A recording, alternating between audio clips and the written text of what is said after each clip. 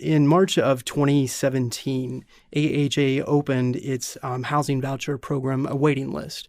My understanding is that 30,000 people were put on that list through a lottery system, and that some of those are still waiting. What's going on with that? Well, there's more need than there is inventory. And so we whittle that down. I mean, you have to understand 30,000 people, not all of them will qualify. And so it's just, that there's a need. You have the working poor that needs to be addressed. You have the low income folks that need to be addressed.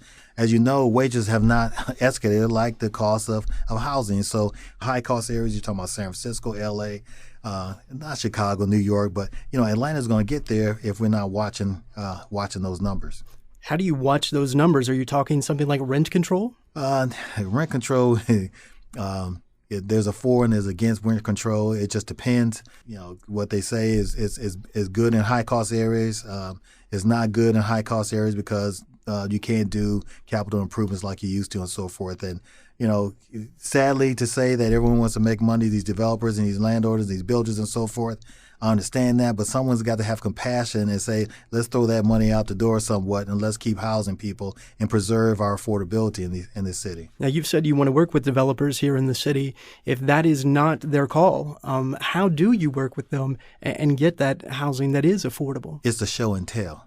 You take them out of their element, you take them around, you look at the homeless population, you look at the need that we have that we're trying to fulfill and so forth, and take the stereotype that if you put public housing residents in your development, the crimes are going to escalate, the property values are going to go down and so forth. That's just not the case. And if they don't understand in Atlanta, go to another high cost area in which they do it right. And so we can bring that back and implement the same thing because it does work. It provides a great neighborhood and it provides a great opportunity for better housing, better schools, better parks, and better neighborhoods. Have you taken a developer on a show and tell here? Not yet, but I will. I know most of the developers who are here in this great city of Atlanta, so my staff is going to show me some other things that we're doing around this city, and so that I'm educated enough to tell them, hey, this is what we should be doing. This is what do you think, and how can we finance and get this deal done quickly and not prolong it for 9 to 10 years. You're optimistic.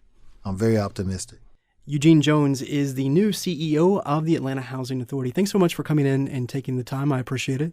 My pleasure. Enjoy it. It's All Things Considered on 90.1.